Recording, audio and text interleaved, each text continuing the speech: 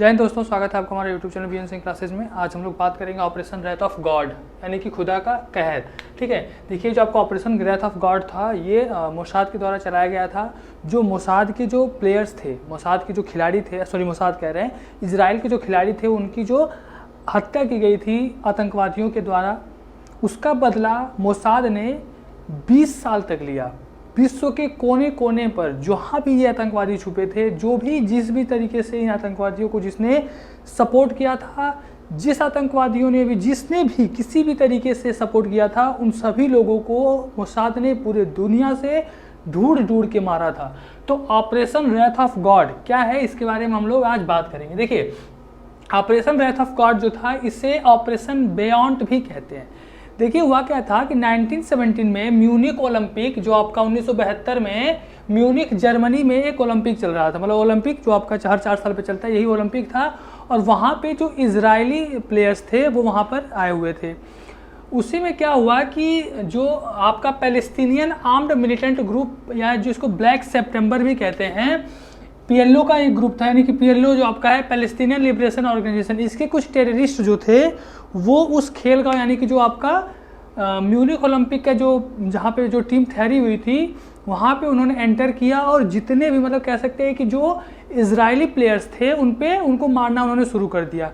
इसमें लगभग 11 जो इजरायली प्लेयर थे वो मारे गए। ठीक है, जो 11 जो इजरायली प्लेयर थे, 11 जो इजराइल के जो प्लेयर्स थे ओलंपिक में जो आए थे भाग लेने के लिए, उनकी हत्या कर दी गई इन पीएलओ टेररिस्ट के द्वारा। ठीक है, पैलेस्टीनियन लिबरेशन ऑर्गेनाइजेशन के द्वारा। अब उसके बाद क्या हुआ कि देखिए, वहाँ पे जब ये अंदर जब घुसे तो वहाँ पे ये 2 लोगों को उन्होंने पहले मार दिया, 2 लोगों को तुरंत गोली मार दी। उसके बाद वहाँ पे लगभग आपके 9 प्लेयर जो थे उनको उन्होंने बंदी बना लिया। ठीक है, बंधक बना लिया। और बंधक बनाने के बाद उन लोगों ने इजराइल के सामने उन्होंने डिमांड रखी कि जो पूरे, मतलब जो इजराइल ने जो पैलेस्टीनियन जो आपका पीएलओ के जो टेररिस्ट हैं उनको जो मतलब वहाँ पे जेलों में जो बंद किया गया है, 200 करीब 200 के ऊपर जो मतलब जो प्रिजनर्स थे उनको छोड़ने की डिमांड रखी गई थी। कहा गया था अगर ये नहीं छोड़ेंगे तभी हम इन 9 जो प्लेयर्स हैं इनको हम लोग मुक्त करेंगे। उस समय जो इजराइल की जो प्राइम मिनिस्टर थी वो थी गोल्डा मीर। ठीक है, वहाँ की प्राइम मिनिस्टर थी गोल्डा मीर। और देखिए, इजराइल जो था, इजराइल का एक मतलब सीधी पॉलिसी है कि वो किसी भी टेररिस्ट ऑर्गेनाइजेशन से बात नहीं करेगा, किसी भी तरीके से नेगोशिएशन नहीं होगा। ठीक है, तो जो इजराइल था उसने साफ साफ मना कर दिया कि हम उन आतंकवादियों को अपने जेल से रिहा नहीं करेंगे। ठीक है, उसके बाद जो ये 9 लोगों को बंदी बनाया गया था, जो 9 लोगों को बंधक बनाया था पीएलओ के जो टेररिस्ट थे, अब इन लोगों को जब लगा कि इजराइल हम लोग की बात नहीं मानेगी, तब उन्होंने जर्मनी के सामने डिमांड रखी कि हमें यहाँ से हमें सेफली यहाँ से निकलना है, किसी भी तरीके से हमें यहाँ से सुरक्षित बाहर निकालना है। उसके लिए हमें मतलब एक जो कह सकते हैं कि हेलीकॉप्टर प्रोवाइड करवाए, बस प्रोवाइड करवाए हमें, मतलब जो एरोप्लेन तक, मतलब एयरपोर्ट तक पहुँचने के लिए हमें बस, फिर वहाँ से हमें एयरपोर्ट के जरिए हमें अपने जगह जाने के लिए हमें प्रोवाइड करवाए। तब जर्मनी, देखिए जर्मनी से क्या हुआ कि जर्मनी और इजराइल के बीच में बात चल रही थी।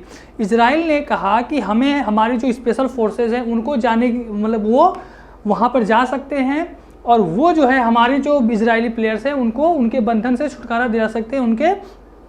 लेकिन जो जर्मनी था, जर्मनी ने इजराइल को अलाउ नहीं किया कि वो अपना स्पेशल फोर्स वहाँ पर भेजे। ठीक है, इसके बीच जब ये डिमांड रखा गया पैलेस्टीनियन जो आपके जो पीएलओ के जो टेररिस्ट थे, तब जर्मनी को ऐसा लगा कि ये एक मौका है, जब ये खेल गांव से, यानी कि जो जहाँ पे प्लेयर्स ठहरे हुए थे वहाँ से जब ये एयरपोर्ट जाएंगे, उस रास्ते में, बीच के रास्ते में कहीं भी जगह मिलेगा तो हम इन प्लेयर्स को छुड़ा लेंगे और इन टेररिस्ट को मार देंगे।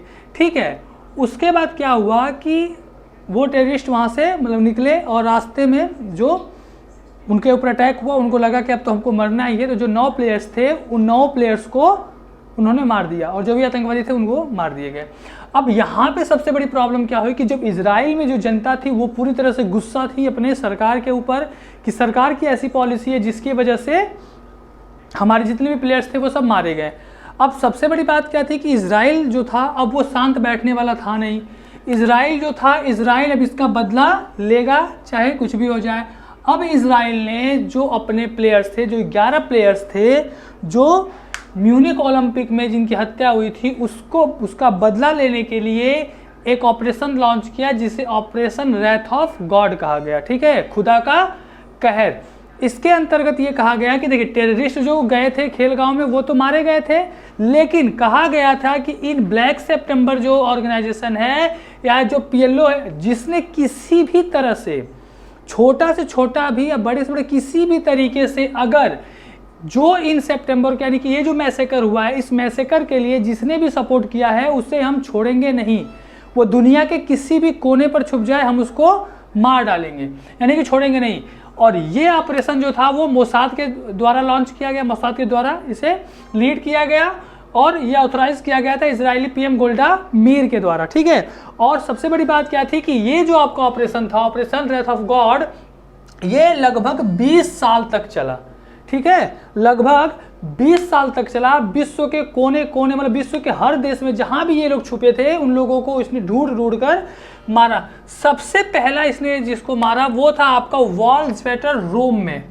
ठीक है, ये कहा जाता था कि ये आपका जो है PLO का एक और मेंबर है और ये आपका रोम में छुपा हुआ था उस समय, वहां पे मोसाद ने इसे ढूंढ कर मार डाला। ठीक है, इसके बाद अगला जो इंपॉर्टेंट था वो था आपका मोहम्मद हमसारी। ये आपका PLO रिप्रेजेंटेटिव था फ्रांस में। ठीक है, फ्रांस में एक होटल के सामने फ्रांस में एक होटल में रुका हुआ था और जब वहाँ पे मोसाद के जो भी मेंबर्स थे, मोसाद के जो भी थे वो वहाँ पर गए और जैसे ही ये होटल से निकला इसे वहीं पे तुरंत शॉट कर दिया गया।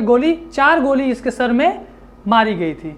ठीक है, अगला था हुसैन अली बशीर। ये भी एक PLO का रिप्रेजेंटेटिव था, PLO का ऑर्गेनाइजेशन से जुड़ा हुआ था और ऐसा जो ये थी आपकी जो मोसाद थी वो समझ रही थी कि ये इंपॉर्टेंट रोल निभाया है ब्लैक सितंबर के, मतलब इसमें जो आपका म्यूनिक मैसेकर हुआ था, म्यूनिक में जो इजरायली प्लेयर्स को मारे गए थे उसमें।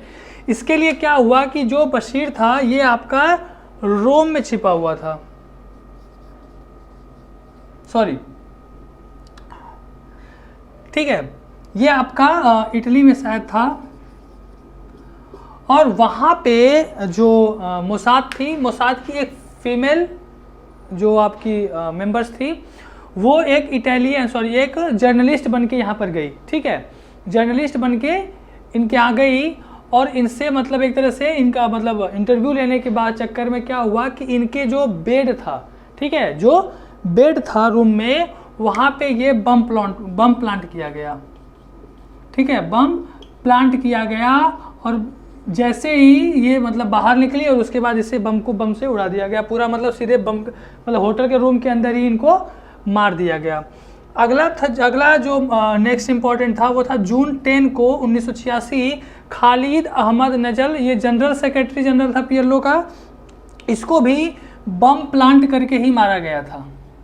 इसको भी बम प्लांट करके ही मारा गया था। ठीक है, अब सबसे इम्पॉर्टेंट जो मतलब कह सकते हैं कि जो सबसे इम्पॉर्टेंट था वो आपका था अली हसन सलामे का जो असैसिनेशन था। ये आपका जो PLO था, PLO का एक ऑर्गेनाइजेशन था फोर्स 17, ये इसका हेड था। ठीक है, और इसको मतलब जो थी जो आपकी इजराइल जो मोसाद थी वो ढूंढ रही थी और इसे पता चला कि ये नॉर्वे में छुपा हुआ है। ठीक है, नॉर्वे में छुपा हुआ है और नॉर्वे में छुपा हुआ है एक रेस्टोरेंट में, यानी कि रेस्टोरेंट में क्या हुआ कि अली हसन सलामे को गलती से, वहाँ का एक वेटर था उस रेस्टोरेंट में, उस वेटर को गलती से ये समझ लिया गया कि ये अली हसन सलामे है। ठीक है, गलती से समझ लिया गया कि ये अली हसन सलामे है। उस रेस्टोरेंट का जो वेटर था और जो मोसाद के जो एजेंट्स थे उन लोगों ने उस वेटर को मार डाला और इसके चक्कर में क्या हुआ कि 7 लोग जो थे एजेंट थे जो मोसाद के, उनको अरेस्ट कर लिया गया, जिसमें 2 जो थी वो फीमेल एजेंट थी। ठीक है, 2 जो थी वो फीमेल एजेंट थी और बाद में इन लोगों को रिहा कर दिया गया था। अब क्या हुआ कि अली हसन के बदले में गलती से इन लोगों ने एक वेटर को मार दिया था। अब जो अली हसन था वो नॉर्वे से निकल के आ गया आपका लेबनान में। ठीक है, लेबनान का जो कैपिटल है बेरूत, वहाँ पे। अब धीरे से मतलब पता चला मोसाद को किसी जरिए से कि जो आपका अली हसन सलामी है वो बैरूत में छुपा हुआ है, लेबनान में।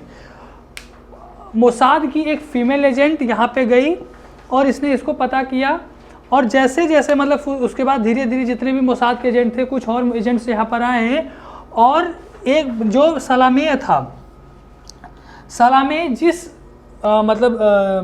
जिस 4 व्हीलर से कह सकते हैं या जिस व्हीकल से, जिस गाड़ी से ये ट्रेवल करने वाला था, उस गाड़ी में ही जो मोसाद थी उसने बम प्लांट कर दिया।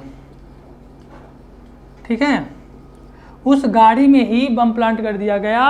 और जब वो अली हसन सलामी अपने कुछ लोगों के साथ उस गाड़ी से यात्रा कर रहा था, उसी समय उससे रिमोट कंट्रोल के जरिए उस बम को मतलब जो गाड़ी था उसको उड़ा दिया गया। और अली हसन सलामी उस जो वो आपका ब्लास्ट हुआ था, बम ब्लास्ट हुआ था, उसमें अली हसन की डेथ हो गई।